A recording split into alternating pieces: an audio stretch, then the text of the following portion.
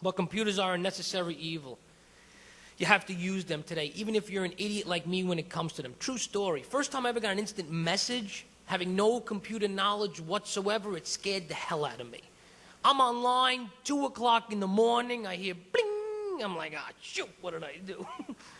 Then I look at the screen and someone is asking me, how you doing?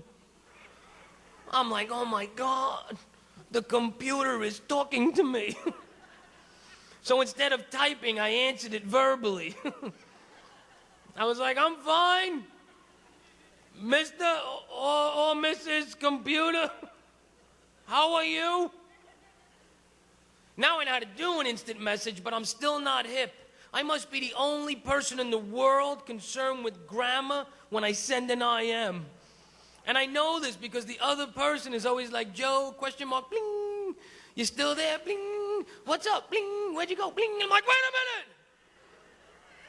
I'm spell checking. And then there is the event that is giving my parents information over a telephone, such as a telephone number. And I call it an event because that is what it truly is. Okay, you ready, Ma? Go ahead.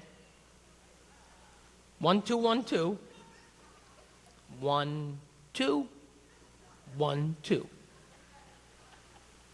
Okay, yeah, but you got the wrong rhythm. Anyway, 1 2 1 2. 1 2 1 2. Wait a minute, Joseph. I have 8 1 2s on the paper here. Is the number 1 2 1 2 1 2 1 2? No, now you're confusing me.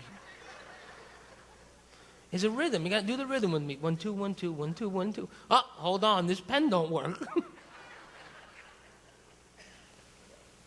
She's gone for a long period of time.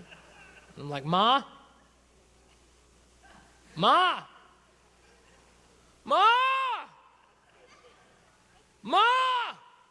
What are you yelling about? I'm waiting for you. All right, it's taking way too long. 1 2 1 2 5 5. Oh, hold on. This pen don't work.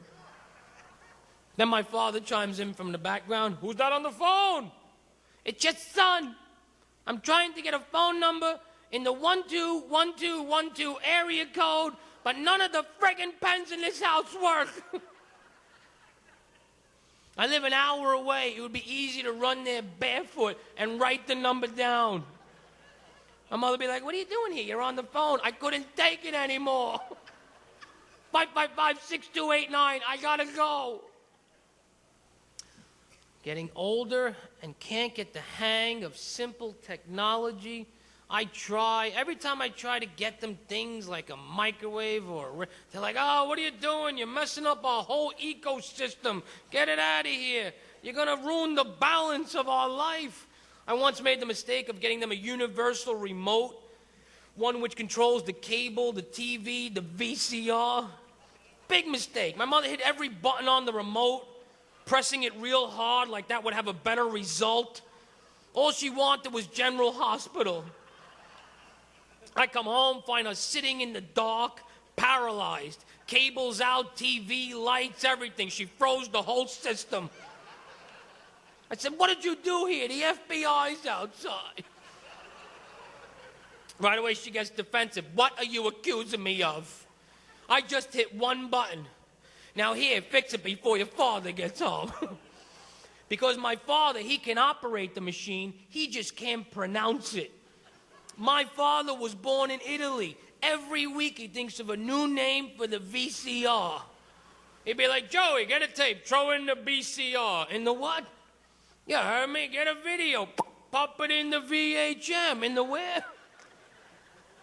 Are you being a smart guy? I'm not going to tell you again. Get a movie, put it in the HIV, you hear me? So naturally, growing up with the influences of 6 women, I include my mother in that. I wasn't handy. This means I was never a shop kid. And let me define shop kid for you. My nephew, when he was in school, he was a shop kid. Basically, he was an idiot but he could make things with his hands. He came home one time from woodworking shop, and he had made a grandfather clock. It was beautiful. I said, "How long did that take you?" He said, 6 weeks. I'm thinking, oh my God. I had woodworking for 6 months.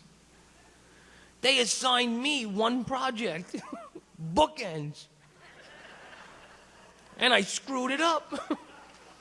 At the end of the 6-month semester, I produced 2 square guitar picks. Sanded the crap out of that wood.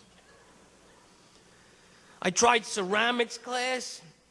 These kids were making statues, full bust of themselves. I'd be jealous, working that clay for weeks. But at the end, never failed. Same project every time. Thumb-molded ashtrays. There it is, Ma. Because you brought all that junk home to your mother like she had a use for it. We had a big drawer in my kitchen just full of my failures. So you'd be like, oh, that's another good one. Let me just put this in the garbage drawer. Every day in art class, I made her a paper turkey traced from my hand. I'd be so, put it on the fridge, Ma, okay. We had so many paper turkeys and clay ashtrays, my kitchen looked like a wayward home for chain-smoking pilgrims. But she'd have to act proud, because I'm her only son. So she'd go, oh, wow, that's beautiful. Oh, how'd you do that? Let me just put that over here. Then I'd hear her in the other room, my father going, you realize the boy's a moron, don't you? What are we going to do with him? I don't know. I'm thinking his high point in life will be comedy and peak skill. Okay.